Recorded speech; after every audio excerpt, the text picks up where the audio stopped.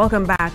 Now, last year, the Kariuki family never thought they would be less one soul until the eldest son, 18-year-old Josiah, took his own life.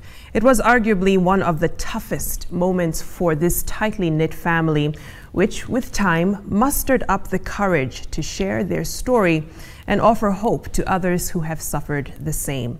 Today, they hosted the first Josiah Memorial Cup to create awareness around mental health issues. I met with the family yesterday to get their memories on happier times they had with Josiah. Watch. The very first time we traveled out of the country for soccer, it was one of those FIFA under-18 competitions. This one was happening in Portugal. And I remember it was a bit of a tricky time financially, you know, things were a bit dicey. And so I went to pick him from training at Parkland Sports Club. As we were exiting, I tried to sort of, you know, manage the situation, because at that time I wasn't quite able to raise all the money at the time. And as we were driving out, he asked me, "Papa, how come Coach Lungai did not read my name on the list of guys who are traveling?" I said, "You know, we were not able to raise cash on time." And I remember he said, "Okay, Dad." But then he slid down his seat and he started crying. And that really, I was like, okay, this is it's not going down like this. I told him, "It's okay, Papa, we'll sort it out." And I remember within 24 hours, somehow I came up with that cash and made the payment. And we traveled to Portugal. He was that passionate. So the passion that he had for stuff, the diligence, the self-drive that he had when he put his mind to something, he would really drive himself and see it to completion. He made my passion for cooking worth it. Like whenever I went to the kitchen, I knew there was someone who's going to eat my food. Even now, I think that's the one thing I miss about him. He was such a good feeder. So I enjoy cooking. So whenever I'd cook, he'd be there before. He said, "Mama, is it ready? I want to eat," you know. Such a good feeder. And I think the second thing is how he loved fitness. You know, he'd go to the gym every day. He really helped me with my weight loss journey. He used to be like, "Mom, let's do push-ups, let's do press-ups. Mom, we didn't go to the gym. What is our diet? We need to lose weight." You know, I'd be like, "I'm not eating fries for the next 2 weeks." And he'd pass by and be like, "Mom, did you agree?" You know, so he kept me on toes in terms of fitness. His attitude and like the vibrance that he had. So my favorite memory with him was, because we were the oldest, we'd get sent around the most, like with a car to go do errands, go shopping, or go pick our little brother up from somewhere. So those rides, I think, were my favorite memory with him, because that's when we'd catch up on everything, like on life. He'd tell me about his outings, like the people that we talk about, the people we're interested in currently, or our different friend groups. And I feel like I really enjoyed those rides over time, because the older we got, the closer our circles got, so the closer the issues were. And I just felt like that was the best way for us to bond. My parents had finally allowed me to go for an event. It was called Kikoye Culture, and I was so excited. So I was going with like all my friends. So like just we're dancing, Nini in a circle, having fun. And then there's this song that played, yeah? What is it called? Party Animal or something like that. So it's like, "Wanna party girl, when like is a party." That's one, yeah? So now, when it started playing, boys came to where we were. And like guys are grinding all around. I just heard that song. He said, "Coco, where's Katusha? Where's Katusha?" So he comes to me and he's like, "Coco, here, now. I'm not asking cow." So I go to him, then he's like, "If I see you with a boy, I'm gonna beat him. So there's no need for violence. Let's just go and be dance and have a good time." So guys are around us, grinding, Nini, having fun. And it was just Josiah and I in the middle of the circle, and we're just jamming, like we've done a swirl. We're just, you know, we came up with like a quick dance, you know, so that became our song. Two things I can point out were like, one, being gym and stuff. So we basically came from like, when we were kids, we had the same body type and everything, but he was so consistent with gym, going up in the morning, and you know, now by the time he was like around 17, 18, he really fit, you know, big guy. If it was soccer, he would be up in the morning, you know. If it was books, like I said, he wasn't like a genius, but the amount of work he'd put in, you know. So that sort of inspired me, I would say, because of his consistency. Yeah. All right, so Michael Kariuki and Catherine Kariuki are joining me in studio now, parents to the late Josiah. You know, you describe such a vibrant, focused young man, and many can wonder, we didn't know him, but at least from what we hear from the family, he sounded like such an amazing human being. So what could have led now to him deciding life is no longer worth it? I'll begin with you, Michael. Thank you for having us this evening. I guess depression is what it is. It's a very mysterious phenomenon. Yeah. We were taken aback, and to this day, even our close friends and all those guys who knew Josiah well, who went to school with him, the teachers, Sunday school teachers, nobody has come to terms with the fact that, you know, it came to that with him. But I guess that's how depression is. Our young people sometimes are pushed to the wall, and I guess it's a natural sort of mechanism. They will tend to push back, they tend to put on a face. Yeah. When they feel like crying, they will laugh, you know. They will maintain a certain picture out there, yeah. But then when they're alone, it's a very different life. So I guess he had his own struggles, but he never showed those for a minute. He was a macho guy. He was strong. He looked like he had all of, you know, everything together. Yes, he was battling depression, and we knew it. We had retained a counselor, and he would see the counselor anytime he felt the need. Would ask him to go when we saw signs that, you know, he was sort of having a bad time, going through a difficult time. But we never for a minute thought that it would come to that. Right, and like you said, Michael, for you, Catherine, as parents, you were aware he had depression, you got him help, but you must feel incredibly powerless, thinking, I wish he said something, you know, because we could have helped him through, walked him through before it got to that point. How did you feel as a parent, you know, wondering what could have happened? Could we have done more? Obviously, the parent, the first reaction is, I could have seen it. I should have known better, done better. But then you come to the point where you realize that teenagers have a mind of their own. They are also adults. They have their own thoughts. I can't read their minds. So I trust what they tell me.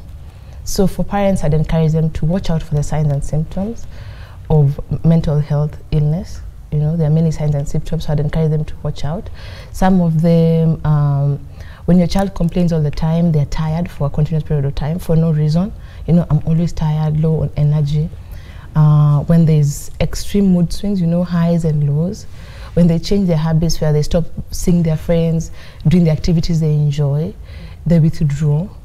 They have tendencies of being extremely angry, irritable, very anxious. Another thing is, if they share with you they're having suicidal thoughts, don't think they're pretending. Yeah. They're not pretending, they're not lying, they're actually feeling it. Another very common thing is they just tell you, I'm sad. For no apparent reason, no one has done for them anything, I just feel sad. And as parents, because our work is to fix it, we love our children so much that we want to fix it. So yeah, why are you sad? And you keep pushing them, and they're telling you, I'm just sad, you know? And sometimes extreme changes in their appetite. If they used to eat a lot, they eat very little. Another thing is they tend to try and put up a face, you know. Yeah. They're struggling, but they're acting, you know. Yeah. They're very good actors, you know. So I'd say for every parent, you know, there's no, let's say, there's no, I wish there was a machine you could measure, you know. Exactly. So just be alert, be aware, communicate with them, you know. And I must applaud the both of you to muster up the courage to come and talk and share about this particular incident, because there are several families who go through this. And oftentimes they sweep it under the rug. It becomes a family secret because of the stigma attached, you know, to suicide and mental health in the African context.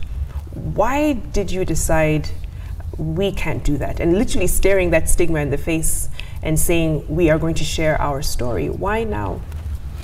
Well, I guess one, it was obviously a very traumatic, very traumatizing and very painful experience. And to this day, it pains like, you know, nothing else. Because I guess we are not wired to bury our kids. It's the other way. But we felt that if we're going to join the ranks of, you know, other people who have gone down this road and decided to keep this as a family secret and not talk about it, these scars will continue eating into society. I would challenge you and even the viewers, pick at this conversation with 5 people, different people, And I bet you by the time we get to the 5th person, probably 2 of them will identify this problem. They've been affected either directly or indirectly. It tells you that all of us have gone through it. So we decided we want to rewrite that script. We want to lift the stigma off this subject. We want to encourage people to talk about it. We want to create conversation around it. We want our young people to know that it is okay not to be okay, and that you can find help. Right. And that's the only way out of these a big issue that is eating into society. Yeah. Speaking out and finding help. And of course, you're going beyond the talking bit, you're actually doing something about it, and we'll talk about the foundation. But Catherine, I must ask, before you get to a point where you can share about this experience, you have to have processed, and everyone processes differently. I can't say that you probably healed fully. Sometimes it stays with you over several years. But what did you do? How did you manage to cope with what happened last year? So as a family, in the beginning it was very hard because, you know, everyone deals with trauma in a different way. Everyone deals with loss in a different way. So every child deals with this in their own way. As a parent, you have to be patient, give them time at their own pace. But we also went for counseling, a lot of counseling. And even now, whenever someone in the family feels, you know, Mom, I need to see a counselor, we went for counseling, we talk about it. And I also think the tournament and allowing the teenagers at home to talk about it, to go to radio shows and talk about the struggles of mental health in their circles is helping to heal. You know, because we know that we're saving a life, we're saving someone else, another child who's going through it. So I think also this, speaking about it, is really helping to heal the family. Right. And I've hosted several conversations in various fora that have to do with mental health issues, and particularly with young people taking their own lives. And I can tell you, parents have never come up to speak about it, you know, and it's extremely commendable. But let's talk about the foundation and the work you seek to do through it, because it goes beyond Josiah. It's helping other parents prevent this from happening to their children. But what do you seek to do through the foundation? We are hoping to tackle this problem at its very core. Yeah. Number one is the issue of stigma that prevents conversation from happening. So we want to, through this foundation, let young people know, and all those who are suffering from various forms of mental illness, that it is actually okay to come out and talk about it. That depression and other forms of mental illness are diseases like any other. If you are hypersensitive, you have hypertension, you come out and say, I have hypertension. If you have diabetes, you come out and say, I have diabetes, right. etc. If you have any form of mental illness, you can actually come out and talk about it. We want to create that. We want to start a conversation that we hope will go viral. We want to also create awareness, because I think this is another key driver that feeds the stigma. People not knowing and not understanding this disease, and they decide to sort of treat it with so much secrecy. So we want to drive that information. So basically, we will maintain a portal, a live portal, and through this portal, we plan to educate the public. We want to provide a safe space within which those who are suffering can get on the portal and ask questions, engage in conversation with professionals, and find help. We are looking to partnering with other individuals or organizations that share this passion of spreading knowledge about mental health. Partner with them so that we can have a large outreach across the country. And we believe that with conversation happening, with knowledge spreading, with stigma lifted, finally we can get to a point where young people can engage in open conversation comfortably in public about mental health. And that way we believe that we will begin to overcome these scourge. You know, you mentioned partnering with different groups, organizations to create these safe spaces for young people, but it also requires government also taking steps, because when you think about it, suicide is still considered a crime here in Kenya. You know, so how do we change the perception, especially when you're dealing with the law on one side, to ensure that people who go through such mental anguish are not castigated or victimized when they make such a choice? Well, one of the things we plan to do is to really engage far and wide and liaise. What we've done as a family really is to allow this foundation to run as an entity. Yeah. As a family, we are stepping aside. Both of us will be trustees, but the foundation will have a board that will drive it. And amongst these trustees, we've sort of tried to tap out wide enough to get all the expertise that we'll need to be able to bring about the change that is required. So we have pastoral care within the board. We have some of the top legal minds on this board, and other senior citizens. We have other clergy, we have parents, yeah. We have other professionals. So we hope that with that team of trustees, we are going to tap into the right ecosystems in this country. For example, we are already looking at becoming, part of some of the changes that we feel should happen within the legislative framework, so that those who attempt suicide are not criminalized, but actually given the help that they need. And I must say that we're already getting very positive indications from government that they're willing to do this. Other leaders who we believe will be able to lobby within the various houses, so maybe get more funding for mental health.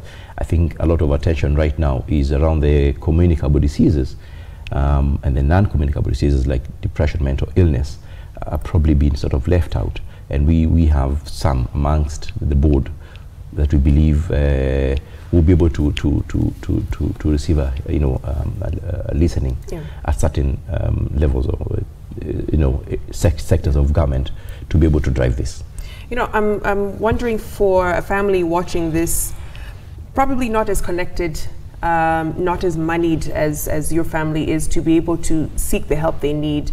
And oftentimes, a lot of these people who go through mental health illnesses are dismissed or castigated in their communities, or seen as cursed.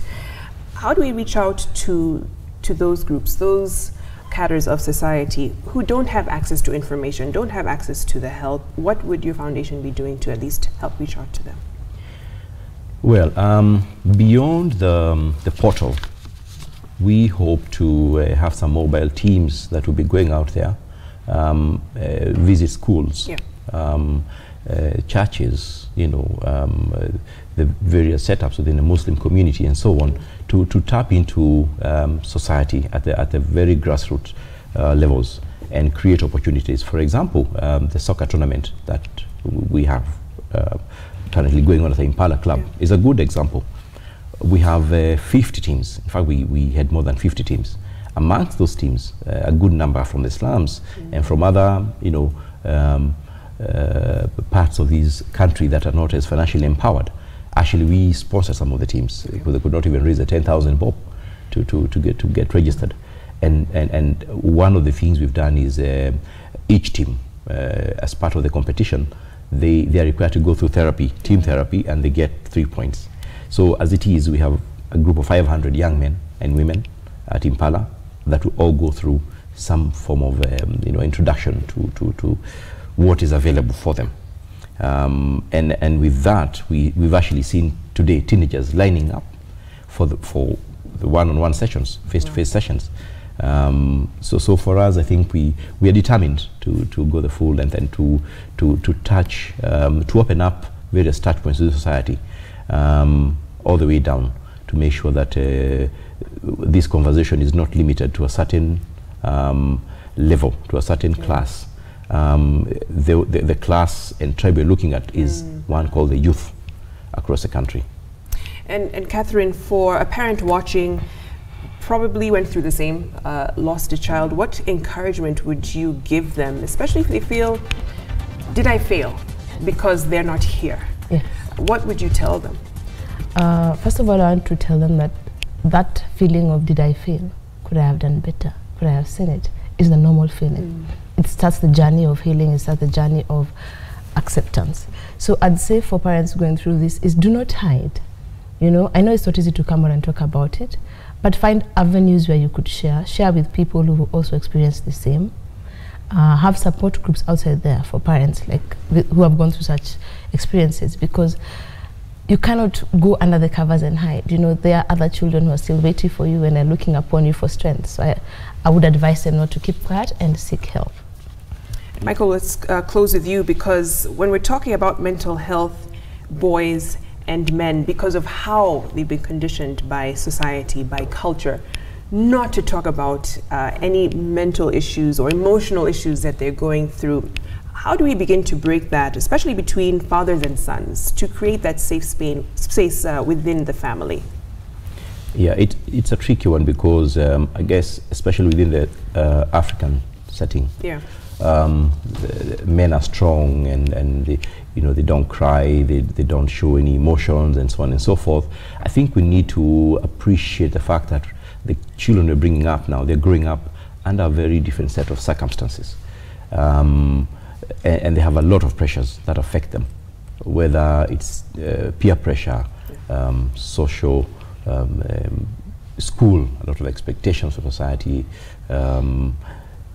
We need to recognize that we are raising a very different generation, and therefore we as parents, we as fathers, agree to become vulnerable. And once we are vulnerable, we will set the pace for them to know that, yes, it is actually okay to cry if you need to cry, even though you're a man. It's okay to show your feelings, to be in touch with your feelings, because a man is also a human being. So we just need to agree to become vulnerable and to appreciate that we are raising a very different generation of boys and indeed kids. All right, thank you so much, Michael and Catherine, for your candor, being brave enough to come and share. And of course, it's with the whole goal of helping many other families not to go through the same. And as Michael, you said, it's okay to not be okay, and you can get the help that's necessary. We'll be sharing a lot of that information, at least on my social media platform, to some of the areas and groups that you can reach out to get the help that you need. Thank you for watching. That does it for Citizen Weekend. I'm Victoria Rubadiri. Let's do this again tomorrow evening on Sunday Live. Have a lovely evening.